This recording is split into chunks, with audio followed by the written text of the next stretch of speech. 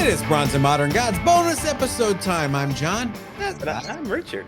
Oh, you want to introduce yourself? I'll introduce myself, damn it. Mr. Big Pants. Hey, bonus episode means we get your answer. We get answers to your questions. Yeah, when you get questions to us, we answer them. That's the way it works, right? Right. And first, though, follow us at Facebook and Instagram at Bronze and Modern Gods. Why don't you do that for us? If you like our videos, please hit like. If you want to subscribe, you can do that as well. And leave us a review on your favorite podcast platform. But first, we have breaking news.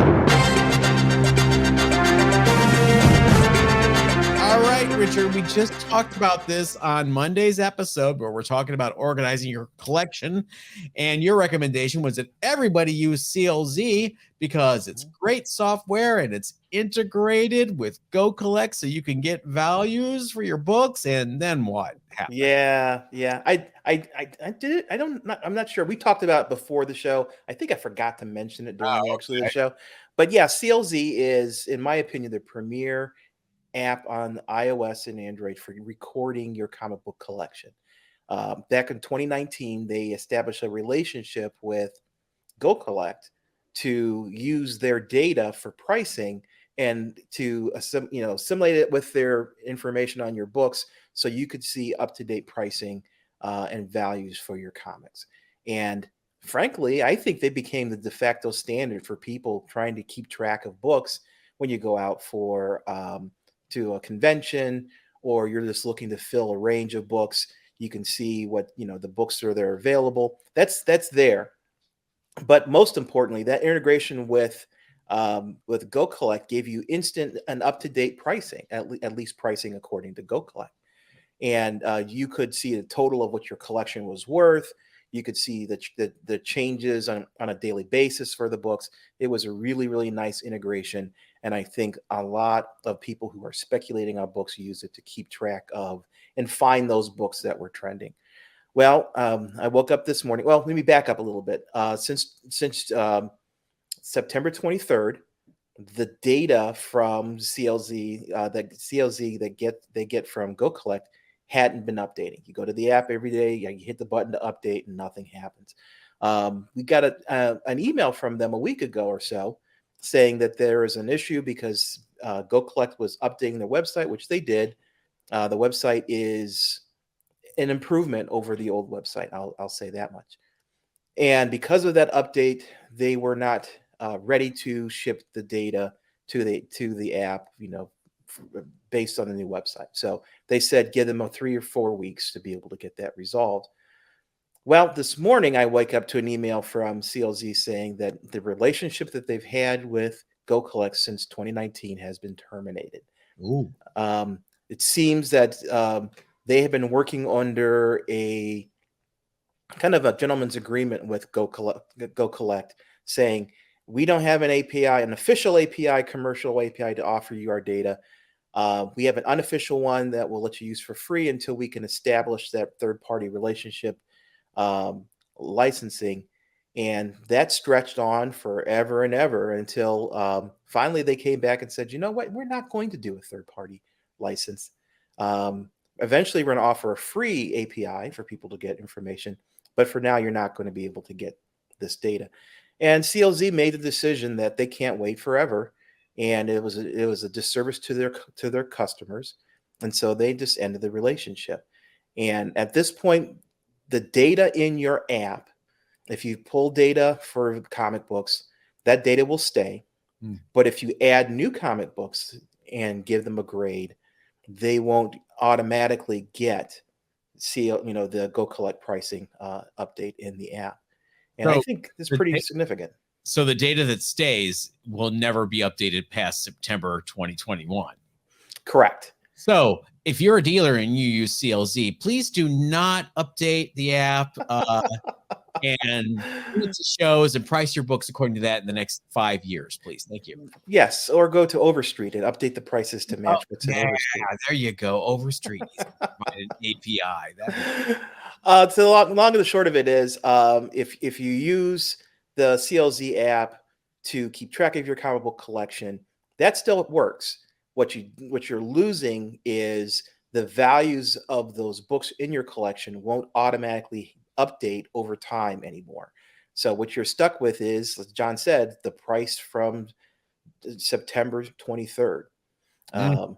So it to me, it's a big blow for people who are speculating, and people who use that updated pricing to kind of, like I said, find those valuable books in the dollar bins and what have you.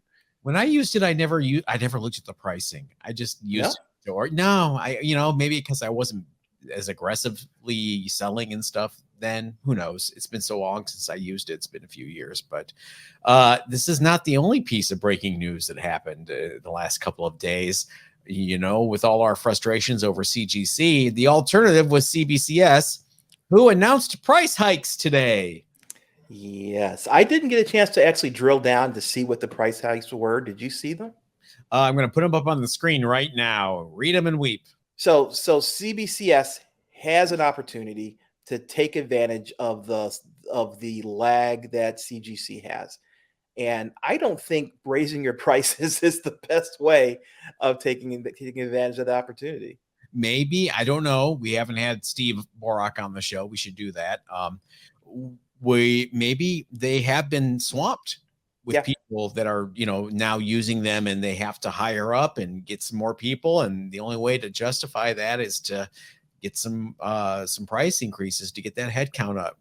I do not know, but it was just interesting to see. I don't know when the last time they raised their prices. Maybe it's way overdue. Inflation is a real thing, folks. It is, and the market for labor right now is pretty tight, and maybe they needed to raise the bar to be able to get quality people. So you're right. We don't know the specifics of it. We saw a price increase from CGC this past year, so it seems to be par for the course. We know plastic is more expensive. Yeah. That's a big component of this business. Yep. So if you can't get Mylars because of shipping issues and inflation, it only makes sense that these slabs are going to go up as well. Right. It's a bummer, but what can you do? Yeah. If you're going to raise your price, improve your label, please. I've given up. I've given up. I'm not even going to mention the label design. I'll let you guys handle that in the comments. Speaking of comments, it's time for everyone's favorite segment on Fridays, viewer mail. You've got mail. First piece of viewer mail comes from Silver Age Sage. I love that name. I've been collecting since the early 90s, and I've arranged and rearranged my collection countless times. And the thing that I've learned is the more you fuss with your collection, the more likely you're to damage them. For several years before the pandemic, I would have had all my comics organized alphabetically. Whenever I'd buy a bunch of comics that begin with the letter A, I had to move all my comics from one box to the next and down. Yeah, me too. I would occasionally drop a comic, nick it on the way back in, get tape stuck, etc. Now I have everything organized so that I will not have to shuffle my comics too much. Well, that's a very good point. I'm not going to get into your whole organization routine. Go look at Monday's episode and you'll see the rest of this comment. But Silver Age Stage does make a great point, especially when you have, like I have, I'm looking now, 30 boxes, and they fill up, and you have to rearrange all 30 to make room. If you have to buy an additional box, you're grabbing books by the pile and you're jamming them in there carefully, hopefully. But yeah, it is a dangerous game organization, but it's part of the business, part of the hobby. Yeah, I went through that same problem with, especially like X-Men. So you have a collection of X-Men, and you have to plan ahead. You can't fill a short box and think that's all the X-Men space I'm going to have. Nope. You're going to get more. So you do have to leave space for future additions to the collection. But I agree with him. Every time you pull a book out of a long box, out of a short box, and put it back, you're risking blinding one of those corners. Hey, it's a fact of life. I remember when my Savage Dragon collection took up half a short box. Now we're on issue 260 something, and yeah, that's not the case anymore. But there you go. What's your first piece of viewer mail? Yeah, my first piece of viewer mail is from Night Tiger Comics. How do you keep the ones you've already separated from the books needing to be read? I marked the back of my Light with a Sharpie. This is a good question, because I keep track. It's really funny. I typically read, and this is kind of sad. I typically read CBRs or CBZs of the comics instead of, which are digital versions of the comic, as opposed to opening my nice brand new, very fragilely made Marvel comics. So if you've seen modern Marvel comics, the paper they use for the quality of paper is abysmal. It's one step above tissue paper. And so I typically don't read those. I will go and find, once I buy the original, I'll go get the digital version and read the digital version on my iPad. So it's easy to keep track of what I've read because the iPad marks as you read the books. So that's typically what I do. I don't say that I don't ever read physical comics. It's just for the majority of the books that I read on a regular basis, I will read the digital version. I'll take you one step further than that. I don't even read the digital issues. I wait until there is a collection. And then I buy the collection digitally and I just read the whole thing at once. Because this is going to be an editorial rant. Strap yourselves in, folks. Storytelling has become so decompressed that I read an issue of Captain America and it's like he's having a conversation for half of the issue with someone. And then the plot moves forward a half an inch and then the issue's over. And by the next 30 days, I completely forgot what I read. And I'm like, oh, he had a conversation with someone and moved half an inch last month. That's right. Whereas if I read a whole story arc at once digitally, it's a little better. What happened to plots? Yeah, I agree with you completely. If there's for example, Something's Killing the Children, it's a great story. It's a great read, but it's chopped into these, 32-page segments that are difficult to keep continuity with as you're reading them 30 days apart. Yeah. So we're old men. We forget. There's a beautiful anthology or collection of that book specifically that just came out, and I think it's a great way of reading the first 15 issues, the first story arc. You get all the books all at one time. You can read them from start to finish without having to wait and try to remember what's going on. So yeah, so definitely those are the best way of. That's how I read Walking Dead. I read it in omnibuses. Just one after the other. I just devoured them. Now you mentioned Something is Killing the Children. Did you get any House of Slaughters this week? It's funny you should mention that, but I have a couple of the 1 in 50 copies right here. Well, you were going to grab that. I grabbed one as well. The nice House on the Lake homage. It looks awesome. It looks awesome. I bought every variant there was on the shelf. And I have a feeling everybody else did too. This was not an under-ordered book by any stretch, but I couldn't resist. I saw it in the window and I had to have it.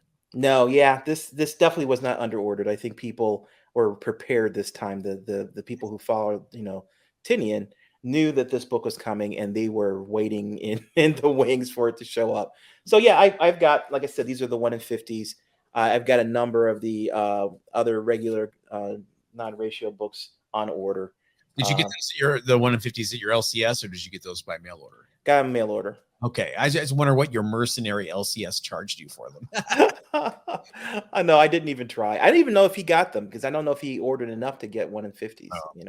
All right. Well, my next piece of viewer mail is from Premium Comics, who is not a mercenary dealer. In fact, I like what he wrote here. We own an eBay store and organize the inventory of 25,000 comics as follows: publisher, series, numerical, annual, and finally, random A to Z. Okay. For my PC, it consists only of CGC 9.8 copies, which I display in my office and in one short box. Well, smell you, Premium Comics. I'm jealous. I know you both have opinions about eBay sellers, but we have worked very hard to prove that there is a proper way to sell on eBay. Keep up the quality content, guys. Thank you. Let me be clear. I have no problem with eBay sellers. Right. I honestly don't. Some, people that don't know how to grade, but reputable sellers with good feedback, and sounds like you guys, Premium Comics, are on top of things. I would have no issue I buy plenty from eBay. Yeah. I have a problem with eBay. I have a problem with selling on eBay, which is different than having a problem with eBay sellers. So I just wanted to make that very clear. 100%.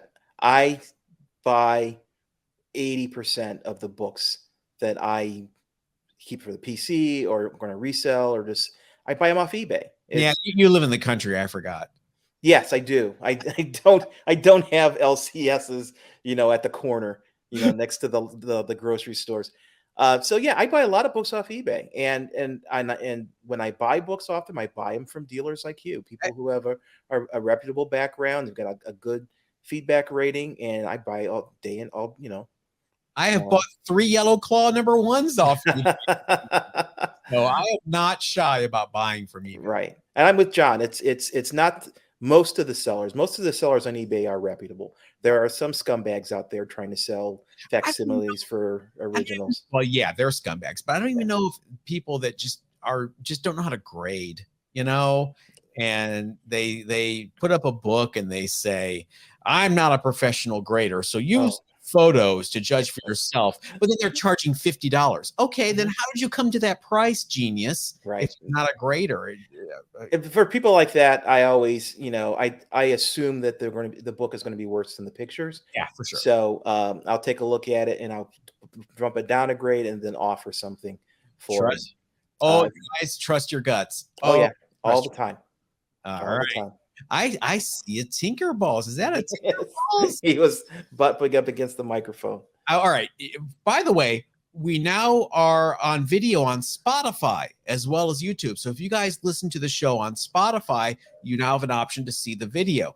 If you are watching on YouTube or Spotify right now, please take a look at how big Tinkerballs is in the past 3-4 weeks. That cat is huge now. Remember when that was a little nugget? Yes, he used to fit almost in the palm of my hand. Now he's a 2-arm kind of cat. He's a pig. All right. What's your next piece of viewer mail?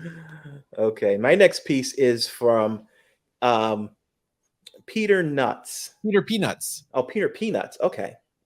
I have a few April books scheduled. We're talking about grading CGC books and the time frame it takes to get them back. I have a few April books scheduled for grading. Feels like you submitted during the great change. You're waiting a lot longer than if you submit now. So back in April, CGC decided they were going to change their pricing. They were going to eliminate certain benefits that their tiers got in terms of discounts. So there was a rush to beat the deadline that they put. So everybody submitted all their books all at the same time to try to get grandfathered in for the pricing and the discounts and things like that. So there's this glut of books. So if you submitted around that time, it probably takes even longer than the time that eBay or CGC is stating. The book that I have was a book that I bought in mid-July. It was a Invincible Iron Man #1 second print, 9.8.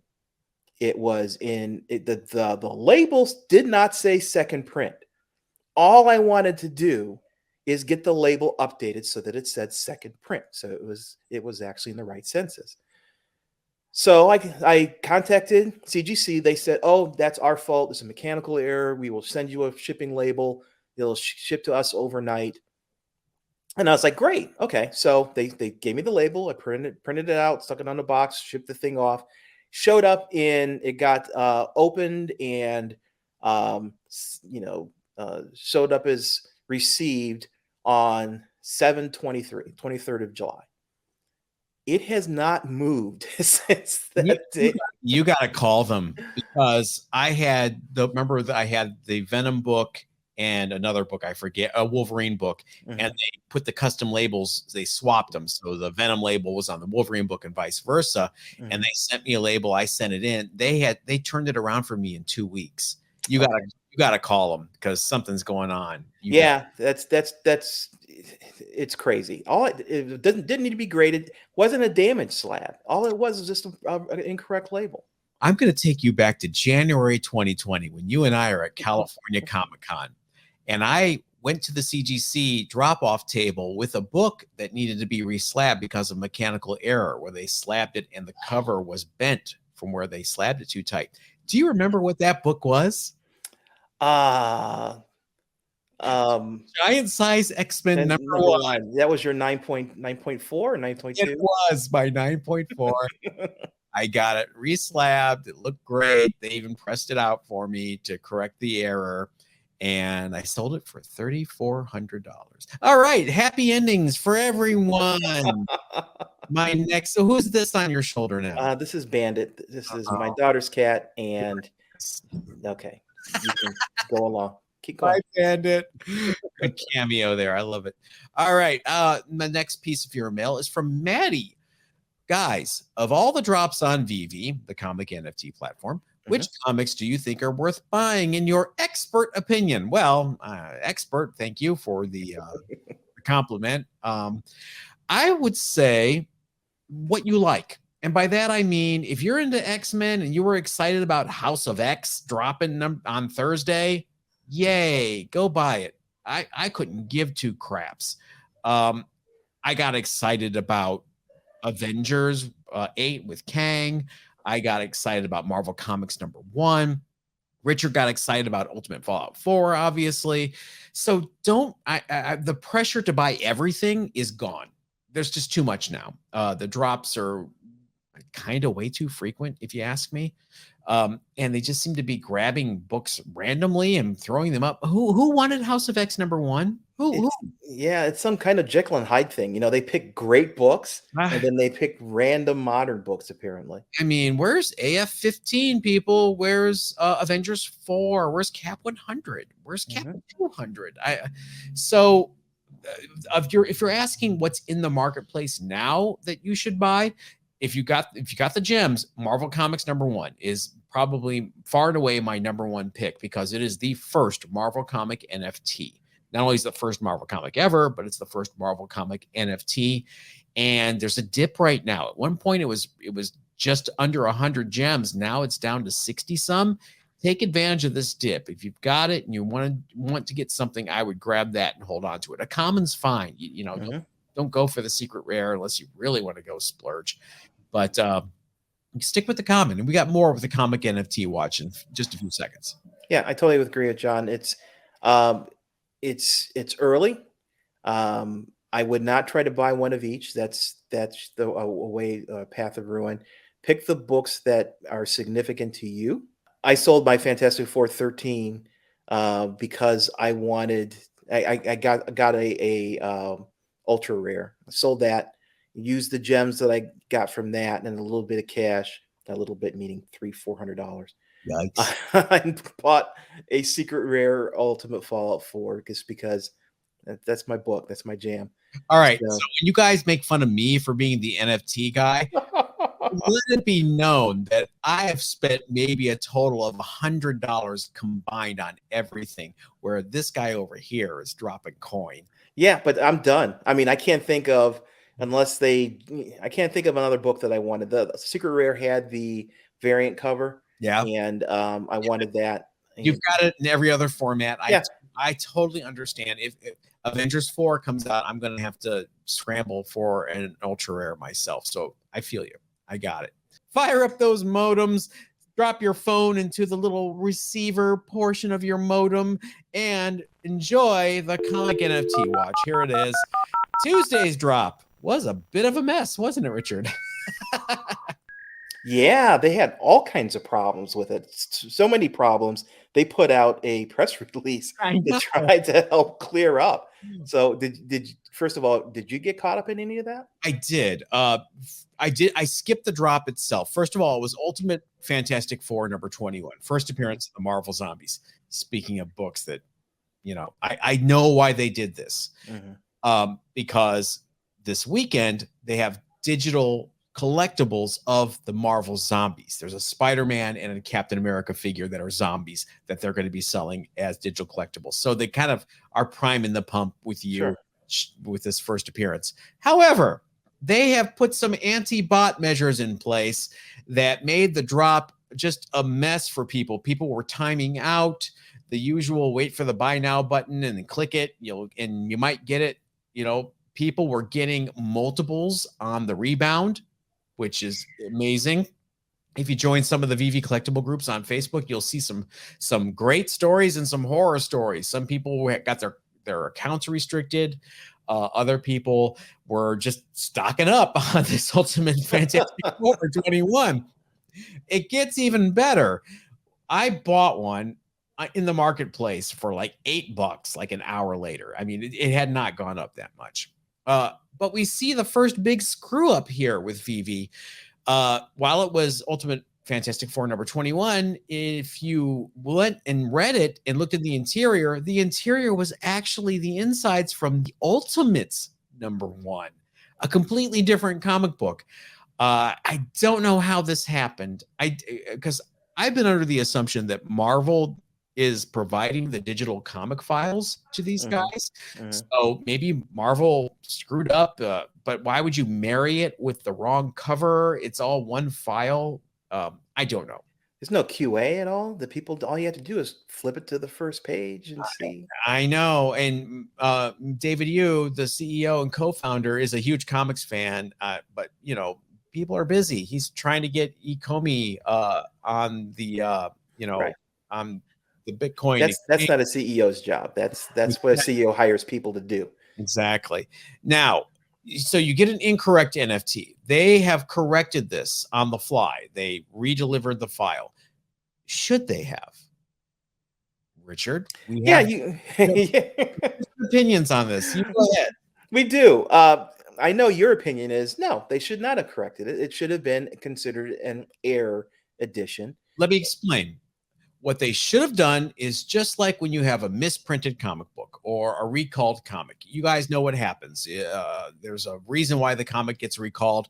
They let people know, hey, it's a voluntary recall, retailers. You can send it back to us. We'll pulp all the ones you send us back, and we'll send you replacement copies. So they could have delivered this to the people that bought it, like a little pop-up within the app saying, hit yes if you want the replacement version, or no if you want to keep your error edition. And then people who wanted the correct version would have gotten the corrected version. People that didn't get to keep their error version, and they have a cool little extra collectible. But you say no. Jane, you ignorant slut. John, you ignorant. Got to say it. Go ahead. I write iPhone and Android apps for a living. That's my primary source of income. I've been a software developer for a gazillion years. I have experience with what it takes to do what you're looking for. And it is definitely doable. But it's not something they could turn around within the short window of opportunity that they have to take advantage of it. They've got to satisfy the customer, right? So an update to the app that would do what you want to do would be at least a month before you would see that update. They are trying to keep their heads above water. Their app is not scaling well, and the bots are an issue they're trying to address. All those kinds of things are, I think, more important than these kind of marketing opportunities that could come up. I would love to see them add that functionality to the app in the future, but I think this exposed that potential, and now they have to add that functionality for future drops. And doing a little research, according to some online sources, they have 40,000 users. Imagine what's going to happen when the Disney stuff drops. I can't even imagine. I would love to have just 40,000 downloads. That's what it is, right? People have downloaded the app. Correct. The percentage of people who download an app and use it, there's only a fraction of the people who use it on a regular basis. Sure. But even let's say if they all did, 40,000 people, and I could turn around, a couple of $1 million for a drop twice a week. That is a great return on your investment. It is. You know what is interesting? Just, talking shop talk, you and I, with apps, because we both do this for a living. Have you noticed they do not have any push notifications? Yeah, I don't know why. I thought it might have been scale, but at 40,000, that's nothing. It's the app that I support. We have 4 million app installs out there. Oh, it's a big app. It lives on 2 Amazon web servers.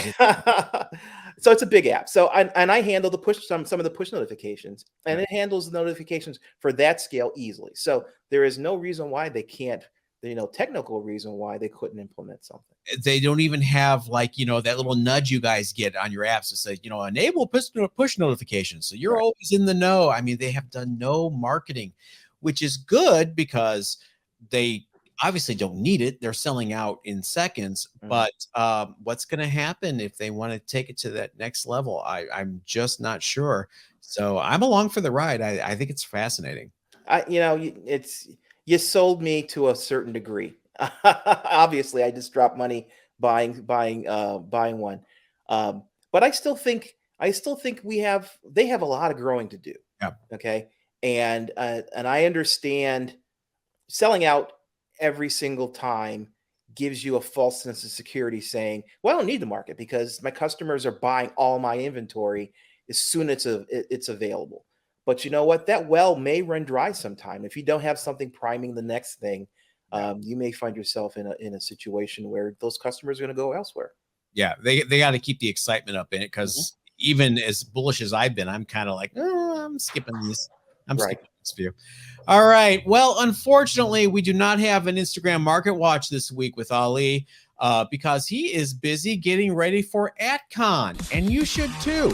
AtCon with Elite Comics 11. It's a virtual comic convention on Instagram. It takes place November 4th through the 7th with live sales, special guests, and giveaways. Make sure you are following Elite_Comics 11 on Instagram. You'll get all the updates. I feel like I should be paid for saying this. It did sound like a little like a commercial. It's a live read on the podcast. Usually you get paid for those, Ali. So I will take a copy of Amazing Adventures #1, 5.5, first appearance of Dr. Druid, in my inbox, please. In return. No, we love Ali. We like to support him. So we don't mind at all. So we're going to be at AtCon. Also, if you guys are going to Comic-Con San Diego Thanksgiving weekend, let us know. We're going to be there. We'd love to meet up with you guys and hang out and have a drink and some curly fries. I don't know. Curly fries? I don't know. I'm looking forward to California again. I'm looking forward to In-N-Out Burger and all the kind of fun stuff that's down there. In and out. That's the theme song to the little jingle, the In and Out jingle. Yes, we will definitely take you to In and Out again because we always do that. And make sure you are following us at Bronze and Modern Gods on Facebook and Instagram so you can see Richard and I and all of our In and Out adventures during the week. And In and Out adventures. I'll let you guys you guys handle that. What kind of show is this, John? I'm going to keep moving on with my curly fries, and we will see you on Monday. Thanks, Rich. Yeah, everybody stay safe.